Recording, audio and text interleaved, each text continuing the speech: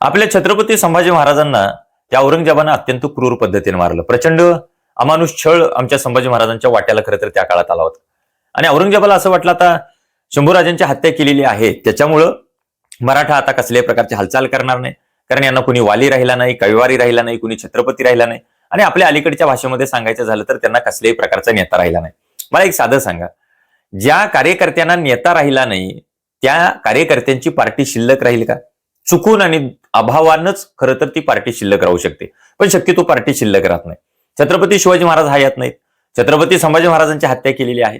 छत्रपती संभाजी महाराजांच्या मुलाचं वय अवघं 7 वर्षांचं आहे. आणि राजाराम महाराज छत्रपती संभाजी महाराजांचे सावत्र बंधू, त्यांचं वय अवघं 19 वर्षांचं आहे. आणि अशा परिस्थितीमध्ये आता मराठा आपल्यावरती चाल करून येईल असं औरंगजेबाला अजिबात वाटलं नाही. ती औरंगजेबाची सगळ्यात मोठी त्याच्या आयुष्यातली चूक होती. औरंगजेबाच्या भाषेतच सांगायचं झालं तर औरंगजेब एके ठिकाणी असं म्हणतोय की आग्र्याच्या कैदेतनं मी जर त्या शिवाला जाऊ दिलं नसतं तर हा संभा माझ्यावर चाल करून आला नसता किंवा या संभाचा मला त्रास झाला नसता. पण औरंगजेबाला ती एक चूक वाटत असेल.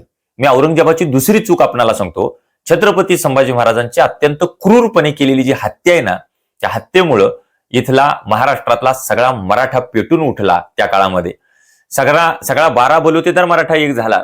आपापसातले मतभेद वैर वगैरे सगळं विसरलं आणि औरंगजेबाच्या विरोधात चाल करून जायला ही माणसं तयार झाली.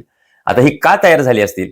कारण औरंगजेबानं दुसरी चूक केली होती की छत्रपती संभाजी महाराजांची हत्या करणं. आणि तिसरी चूक औरंगजेब काय करत होता, त्याला असं वाटलं शंभू महाराजांची हत्या केलेली आहे, आता मराठी हालचाल करणार नाहीत. हा त्याचा जो गैरसमज आहे ही त्याची तिसरी चूक होती, लक्षात ठेवा. आता संभाजी महाराजांची हत्या केल्यानंतर औरंगजेबानं परत तिकडं दिल्लीला जायला पाहिजे होतं, परत दिल्लीचं तख्त ताब्यात घ्यायला पाहिजे होतं. कदाचित ते औरंगजेबाचं शहाणपण ठरलं असतं, पण औरंगजेबानं तसं केलं नाही. तो इथंच भीमा नदीच्या काठाला तुळापूर, वडबुद्रुक वगैरे अशा परिसरात छावणी ठोकून मुक्काम ठोकूनच होता. आता तुम्हाला असं वाटेल छावणी म्हणजे छोटे छोटे राहुट्या तंबू रोवली असतील, बस याच्या पलीकडे काय, 1,00,000-1,50,000 लाखाचं सैन्य असेल औरंगजेबासोबत, याच्या पलीकडे काय? तुम्हाला एक सांगतो, औरंगजेबाची छावणी किती मोठी आहे हे कोण सांगतंय माहित आहे? गॅमेली कॅरेरी नावाचा एक इटालियन प्रवासी औरंगजेबाला भेटायला आला होता. त्याची भेट दुसऱ्या दिवशी झाली. औरंगजेबाची भेट सहजासहजी होणं शक्य नव्हतं. गॅमेली कॅरेरी जो होता त्यानं औरंगजेबाच्या छावणीचं वर्णन केलंय. तो गॅमेली असं म्हणतोय की औरंगजेबाची छावणी म्हणजे एक मोठं शहरच असायचं जणू. तिथे एका अमीराचा एक बाजार भरायचा नाही, असे जवळपास 250 बाजार भरलेले असायचे. मला सांगा किती मोठी छावणी असेल. एका वेळी 5-5.5 लाख लोक तिथं, त्याचं सैन्य 15 लाखाचं ते सगळं सोबत आहे. आणि औरंगजेबाचं छावणी एका जागेवरनं दुसऱ्या ठिकाणी जर हलवायची झाली तर तो गॅमेली कॅरेरी असं लिहितोय की त्यावेळी एका वेळी ती छावणी हलवायला 130 हत्ती लागायचे, 1400 उंट लागायचे त्या काळात ती छावणी ती एका जागेवरनं दुसरीकडे हलवायला. आणि मालवाहतूक करणारी जनावरं वगैरे जे होते त्या गाड्या न्यायला जवळपास 400 जनावरं तिथं लागायची. आणि सगळ्यात महत्वाची गोष्ट, औरंगजेब जिथं बसायचं ती मोठी मोठी आसनं एका ठिकाणावरून दुसरीकडे न्यायला 8 हत्ती लागायची. किती मोठी छावणी असेल विचार करा. पण एवढी सगळी मोठी छावणी जी आहे ना, संपवली, नेस्तनाबूत करून टाकली, उद्ध्वस्त करून टाकलेलं. उद्ध्वस्त म्हणजे दुसरा एक इटालियन प्रवासी आलाय, त्या प्रवाशाचं नाव आहे निकोलाई मनुची. हा गॅमेली कॅरेरी नंतर आला होता. आणि त्यावेळी मराठ्यांनी अक्षरशः या औरंगजेबाला कळायचं बंद केलं होतं. त्यावेळी तो निकोलाई मनुची आलाय आणि निकोलाई मनुचीने छावणीचं वर्णन असं केलंय. तो असं म्हणतोय की पृथ्वीवरची सगळ्यात घाणेरडी जागा म्हणजे औरंगजेबाची छावणी आहे, त्याच्या व्यतिरिक्त दुसरी घाणेरडी जागा नसेल. रोज इथं शेकडो मडी पडलेली असतात, कधी जनावरांची, कधी माणसांची, आणि कधीतरी मग खड्डा काढून तिथं ते प्रेत आपल्याला पुरावं लागतं. मी तर कित्येकदा नाक धरून त्या छावणीमधून गेलोय, कित्येकदा मी उलट्या केलेल्या आहेत. सगळ्यात घाणेरडी छावणी म्हणजे औरंगजेबाची छावणी. रोगानं पछाडून माणसं मेलेली आहेत आणि औरंगजेब तर कायम असा टेन्शन मध्ये दिसतोय. कोण लिहिते? निकोलाई मनुची. आता विचार करा, एका बाजूला गॅमेली कॅरेरी औरंगजेबाच्या छावणीचं वर्णन चांगलं करतोय, दुसऱ्या बाजूला काही दिवसात आलेला निकोलाई मनुची छावणी उद्ध्वस्त झालेली आहे, संपलेली आहे असं करतोय. त्याच्या पलीकडे तुम्हाला जाऊन सांगतो, औरंगजेबाचं वार्षिक उत्पन्न त्या काळात किती घटलंय बघा, नुकतं मराठ्यांच्या नादाला लागल्यामुळं. मी छत्रपती संभाजी महाराजांच्या हत्येनंतरच तुम्हाला सांगतोय, लक्षात घ्या मंडळी. छत्रपती संभाजी महाराजांची हत्या झालेली आहे आणि इथल्या मराठ्यांनी एवढं कळायचं बंद केलंय, एवढं कळायचं बंद केलंय. औरंगजेबाची जर छावणी तुम्हाला सांगितली तर त्याच्यामध्ये औरंगजेबासोबत 1000 मनसबदार 15,000 होते. 1000 मनसबदार जे आहेत त्यांची संख्या 15,000 आणि 1000 मनसबदाराचा वार्षिक पगार त्या काळात औरंगजेब देत होता तब्बल 50,000 रुपये. विचार करा, 350 वर्षापूर्वी औरंगजेब 50,000 रुपये वार्षिक पगार देतोय आणि टोटल तो पगार जातो 7.5 कोटीत. त्याचं टोटल सैन्य जे आहे लष्करातलं ते 15 लाखांचं आहे. शिवाय कुशल अकुशल असे सगळे कामगार त्याच्या सोबत आहेत, लष्करातली माणसं सोबत आहेत, लढणारी फौज सोबत आहे, हे सगळे सोबत आहे. त्याच्या पलीकडं जनावरं जे आहेत, उंट घोडे वगैरे या सगळ्यावरचा जो खर्च आहे, तंबू राहुट्या याच्यावरचा खर्च जवळपास 15 ते 20 कोटीत होता. त्याचं शाही कुटुंबाचा वगैरे सगळा खर्च जर मिसळला तर टोटल खर्च त्या काळात वार्षिक बरं का 30 कोटी रुपयांचा औरंगजेबाचा खर्च आहे. किती मोठी श्रीमंती असेल औरंगजेबाची. आता 30 कोटी त्याचा खर्च आहे. वार्षिक उत्पन्न माहित आहे त्याचं महसुली उत्पन्न किती आहे? फक्त 32 कोटींचं. कधी? मराठ्यांच्या नादाला ज्या वेळ लागला ना तो छत्रपती संभाजी महाराजांच्या हत्येनंतरचा हा विषय आहे, कळायचं बंद झाले. आणि छत्रपती संभाजी महाराजांची हत्या व्हायच्या आधी संभाजी महाराजांनीच मुळात त्याला सैरभैर करून सोडलेला. त्यावेळीच औरंगजेब खरं तर संपण्याच्या मार्गावर होता. 32 कोटीचे जे वार्षिक उत्पन्न आहे ना, तुम्हाला वाटेल 30 कोटीचा खर्च 2 कोटी शिल्लक राहतात. शिल्लकाचा विषयच नव्हता, कारण कागदोपत्री ते 32 कोटी होतं, जमा 100% होतच नव्हतं. म्हणजे औरंगजेबाची अवस्था 4 आण्याची कोंबडी 12 आण्याचा मसाला झाला होता. आणि ते सगळं सगळं सगळं फक्त मराठ्यांच्या नादाला लागल्यामुळे झालं होतं. आता तुम्हाला वाटेल छत्रपती संभाजी महाराजांच्या हत्येनंतर असं काय केलं मराठ्यांनी की औरंगजेब अक्षरशः भिके कंगाल झाला? काय केलं तुम्हाला सांगतो. छत्रपती संभाजी महाराजांची हत्या केली तुळापूरच्या ठिकाणी. ती बातमी 1-2 दिवसामध्येच रायगडावरती पोहोचलेली आहे, जिथे येसूबाई छत्रपती संभाजी महाराजांच्या पत्नी होत्या. त्यांचा 7 वर्षाचा मुलगा शाहू तिथं आहे. आणि छत्रपती संभाजी महाराजांचा सावत्र बंधू राजाराम महाराज त्या ठिकाणी, त्यांचं वय त्या काळात 19 वर्षांचं. येसूबाईंनी दुःखामध्ये वेळ फारसा घालवला नाही. पटकन ती जबाबदारी ओळखली आणि राजाराम महाराजांचा मंचकारोहण विधी केला.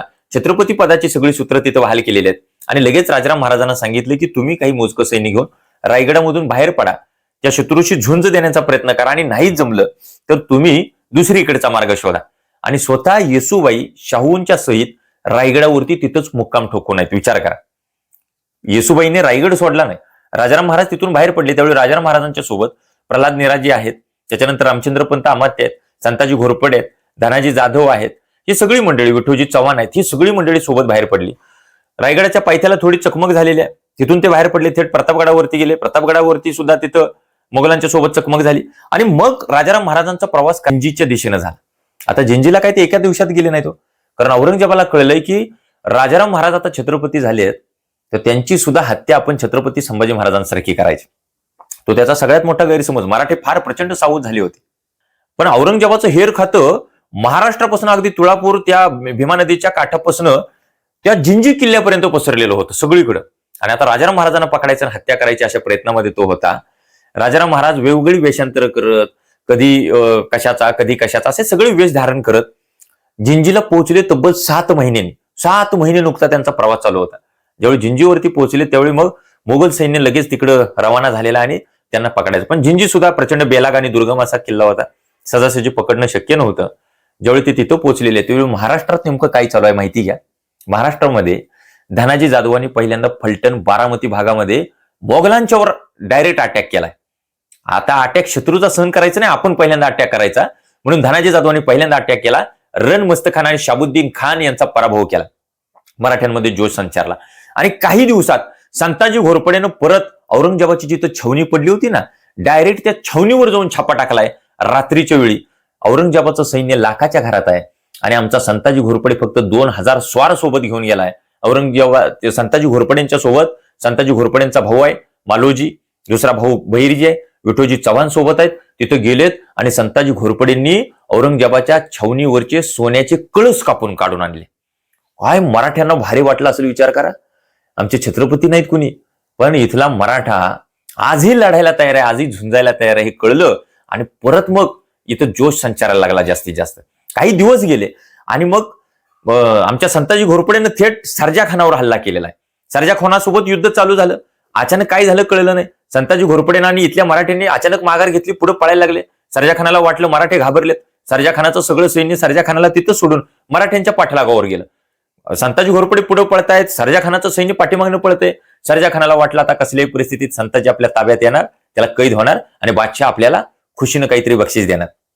पण हा मराठ्यांचा गनिमी कावा आहे, फार जुना गनिमी कावा आहे. संताजी घोरपडे पुढे पळतायत, सरजा खानाचं सैन्य पाठीमागणे गेले ना. अचानक सरजा खान जिथं थांबला होता, जिथं युद्ध चालू झालं होतं तिथंच थांबला होता काही मोजक्या लोकांच्या सहित. तिथं अचानक आमच्या मानाजी मोरेंची जी तुकडी दबा धरून बसली होती त्यांनी हल्ला केला आणि सरजा खानाला कैद केलं. झालं, तो सापडला. आणि मग सर्जा खानानं सांगितले 1 लाखाची खंडणी तुम्हाला देतो, शिवाय माझी बायको मुलं इथंच तुम्ही ठेवा, पण माझी सुटका करा. सर्जा खान तिथनं बाहेर पडला, पण औरंगजेबानं काही त्याला दरबारामध्ये घेतलं नाही आणि मग सर्जा खान असाच परत बाहेर राहिलेला आहे. पुढं औरंगजेबाला असं वाटलं की आता जिंजीला राजाराम महाराजांना पकडण्यासाठी कुणाला तरी पाठवलं पाहिजे आणि म्हणून त्यांनी इस्माईल खान जो होता, इस्माईल खान मका, त्याला पाठवलं. आमच्या धनाजी जाधवांच्या एका तुकडीने त्याच्यावरती अटॅक केला, जखमी होऊन खाली पडला. इस्माईल खानाची सुद्धा जिरवली म्हणजे धनाजी जाधवांनी. संताजी घोरपडे, धनाजी जाधव, रामचंद्र पंत, अमात्य, शंकराजी नारायण, प्रल्हाद निराजी, धनाजी जाधव ही सगळी जी मंडळी आहेत, विठोजी चव्हाण यांनी अक्षरशः त्या मोगलांना कळायचं बंद केलं होतं. मोगलांच्यावर छापे टाकून चौथाई वसूल करायला सुरुवात केली. चौथाई म्हणजे उत्पन्नाचा चौथा हिस्सा. आणि त्याच काळात औरंगजेबाने इथं जिजिया कर लागू केला होता. अशा परिस्थितीत मराठे त्यांच्याकडून चौथाई वसूल करत होते. सगळ्यात मोठं यश होतं. कळाईचं अक्षरशः बंद केलंय त्यांना, कळाईचं. संताजी घोरपड्यांचं वर्णन कुणी केलंय तुम्हाला सांगतो. मोगल इतिहासकार आहे, औरंगजेबाचा चरित्रकार खाफी खान. तो खाफी खान असं म्हणतोय, संताजी घोरपडेच्या हातात चुकून एखादा व्यक्ती पडला तर त्या व्यक्तीच्या नशिबात 3च गोष्टी लिहिलेल्या असायच्या. पहिलं म्हणजे तो जीवे मारला जायचा, दुसरं म्हणजे ती व्यक्ती संताजी घोरपड्यांच्याकडून जखमी व्हायची, आणि तिसरं म्हणजे त्याचं बाजारबुणग सैन्य गारद होऊन पळून जायचं. या 3च गोष्टी समोरच्या व्यक्तीच्या नशिबात असायच्या. पण दुर्दैवानं संताजी घोरपड्यांचा घात केला गेला, त्यांना मारलं. संताजी घोरपड्यांना जर मारलं नसतं तर अनेक मोगल इतिहासकार असं सांगतायत की कदाचित औरंगजेबाला इथंच मारून टाकलं असतं त्या काळामध्ये. आता हा खरं तर जर तरच्या सगळ्या गोष्टी आहेत आणि जर तरच्या गोष्टी इतिहासाला कदापि मान्य नसतात. हे झालं असतं नसतं वगैरे, पण धनाजी जाधवांनी नंतर आयुष्यभर परत राजाराम महाराजांना साथ दिलेली आपल्या सगळ्यांना माहित आहे. औरंगजेबाला अक्षरशः कळायचं बंद झालेलं आहे. म्हणजे औरंगजेबाची अवस्था बाहेर अशी झाली होती, सगळीकडे संपत्ती कमी होत होती, शिवाय सगळीकडून फटका बसला होता. खरं तर वास्तविक कुतुबशाही ताब्यात घेतल्यानंतर बरंच आणखी उत्पन्न वाढवता आलं असतं, पण औरंगजेब हा अत्यंत क्रूर पद्धतीचा. पण मराठे त्याला नडले, एवढे नडले की औरंगजेबाला कळायचं बंद केलं. औरंगजेबाची बाहेरची परिस्थिती अशी, आणि घरातली परिस्थिती काय होती बघा. त्याला 4 बायका, 5 मुलं आणि 5 मुली. आता बघा, त्यातला पहिला जो मुलगा होता मोहम्मद सुलतान, तो मेलाय. अकबरानं बंड केलाय, तो इराणला निघून गेलाय. तिसरा मुलगा होता मुअज्जम. औरंगजेबाला भीती वाटली की हाही अकबरासारखा बंड करेल, म्हणून भीतीनंच मुअज्जमला तुरुंगामध्ये घातलेला आहे. तिसरा मुलगा होता आजम, प्रचंड उर्मट स्वभावाचा होता. आणि 5वं जे होतं कामबक्ष, म्हणजे ती शेंडफळं सगळ्यात शेवटचं, म्हणून औरंगजेबाचा प्रचंड जीव होता त्याच्यावर, त्याला काहीच कळत नव्हतं. आता ज्या बाकीचे त्यांच्या मुली आहेत, त्या मुलींच्या मध्ये बदरुन्निसा मेलेली आहे, म्हणजे तेही कौटुंबिक सुख नाही. दुसरी मुलगी झेबुन्निसा, तिनं अकबराला साथ दिली म्हणून तिला तुरुंगामध्ये टाकले. तिसरी मुलगी झिनतुन्निसा जी होती ती आयुष्यभर औरंगजेबाच्या सोबत राहिलेली आहे, आणि बाकीच्या दोघींची लग्न झालेली आहेत. औरंगजेबाच्या 4 बायकांपैकी एकच बायको राहिलेली आहे, ती औरंगजेबापेक्षा कितीतर वयानं कमी आहे, आणि ती दारूच्या आहारी गेलेली आहे. आयुष्याची शेवटी प्रचंड दारूच्या आहारी गेलेली आहे. औरंगजेबाला कौटुंबिक सुख सुद्धा कसलं राहिलेलं नाही. एक लक्षात ठेवा, ते म्हणतात ना तुम्हाला, जी त्याची खोड मेल्याशिवाय जात नाही भले, पण इथंच करायचं आणि इथंच भरायचं आहे, लक्षात ठेवा. औरंगजेबाला इतकं कळायचं बंद केले, आयुष्याची शेवटी तापानं फणफणायला लागलाय, सारखा आजारी पडायला लागलाय, आणि सारखा एकच वाक्य पुटपुटतोय की एका क्षणात अख्ख्या जगात सगळं बदलू शकते. सगळं नाही, औरंगजेब मरण्याच्या स्टेपवर आला होता. खरं तर त्याच्या छावणीवरचे सोन्याचे कळस कापून नेले होते. त्याचा जो गैरसमज होता की छत्रपती शिवाजी महाराज, छत्रपती संभाजी महाराजांच्या नंतर आता मराठे काही करणार नाहीत, पण त्याला अक्षरशः कळायचं बंद केलं. त्याच्या घरात ही अवस्था आहे. पण इकडे तुम्ही बघा, मराठ्यांनी एकमेकांना एवढी साथ दिलेली आहे. खरं तर राजाराम महाराज जिंजीला गेल्यानंतर त्या ठिकाणी जिंजी जो किल्ला होता, तो जिंजी किल्ला संभाजी महाराजांची सख्खी बहीण अंबिकाबाई, तिचे पती हरजीराजे महाडिक यांच्याकडे होता. पण एका शब्दावर राजारामांच्या तो किल्ला अंबिकाबाईंनी राजाराम महाराजांच्या ताब्यात देऊन टाकला. दुसऱ्या बाजूला बघा, राजाराम महाराजांना कैद झाली अशी अफवा जेवढी मोगलांनी पसरवली, तेवढे आमच्या येसुबाईंनी रायगड पटकन मोगलांच्या ताब्यात दिला होता. विचार करा, हे सगळं धडाधड द्यायला त्या काळामध्ये ही माणसं तयार होत होती, जीवावर उदार होत होती, मरायला तयार व्हायची, मृत्यूला कवटाळायला तयार व्हायची. त्याचं एकमेव कारण म्हणजे विचार आहे. मी शेवटी फक्त एकच सांगेन, भगतसिंगांचं एक वाक्य आपल्या सगळ्यांना कदाचित माहित असावं की तलवार और बम से कभी इनकिलाब नहीं लाया जाता, बल्कि इनकिलाब की तलवार विचारों की शान पर तेज होती है. नुकत्या तलवारीने कधी क्रांती आणली जाऊ शकत नाही, तर ती तलवार विचाराच्या कानसीवर घासून धारदार बनवावी लागते, आणि मग तलवारीच्या टोकावर असं राज्य उभा राहतं की ते राज्य सहजासहजी कोसळत नाही. त्यामुळे जगाच्या पाठीवर राज्य कशाचं आहे? बंदुकीचं नव्हे, तलवारीचं नव्हे, शस्त्रांचं नव्हे, तर जगाच्या पाठीवर राज्य विचारांचा. लक्षात ठेवा, हा विचार नसा नसात भिनला होता इथला मराठ्यांच्या. तो विचार छत्रपती शिवाजी महाराजांचा, तो विचार छत्रपती संभाजी महाराजांचा, इथं तो भिनला आणि म्हणून लाखाचं सैन्य असलेल्या औरंगजेबाशी ते लढू शकले. लक्षात ठेवा, औरंगजेबाला आयुष्याच्या शेवटी भिके कंगाल होऊन मारावं लागलं. 1707 इथंच त्यांची कबर खोदली गेली. त्या औरंगजेबाची कबर इथंच खोदली गेली. आणि हे सगळं ठरवलं तर जगामध्ये सगळ्या गोष्टी शक्य आहेत. इतिहासातून आपण काहीतरी घ्यायचं असतं मंडळी, लक्षात घ्या.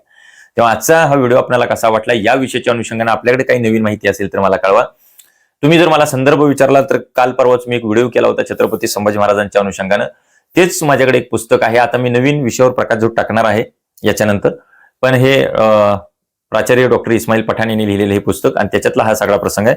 आता याच्यानंतर माझ्याकडे एक नवीन पुस्तक आलेलं आहे. ते डॉक्टर जयसिंगराव पवार यांनी लिहिलेलं.